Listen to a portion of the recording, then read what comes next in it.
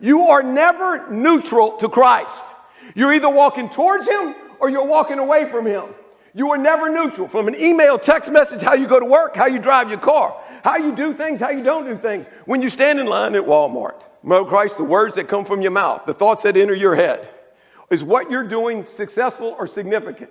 Will it bring you closer to the kingdom of heaven? My brothers in Christ, listen to this, true story.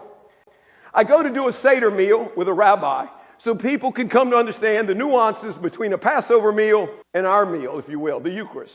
And as a result of doing the meal, a man comes up to me and says, you know, I got to tell you, I've never heard that before. I never studied Christ as a Jew. He said, I went to Catholic schools my whole life. He said, I've never heard this. He said, do you know anything about annulment? Regretfully, I do. And so as a result, man, we started talking. Well, he started, now I got to tell you, he takes his company public. He takes a company public. It's no small task.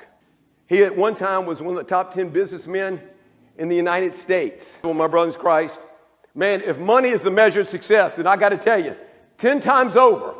And as a result of it, we get it annulled. He says, you know, Father, I would like to do something different, something significant.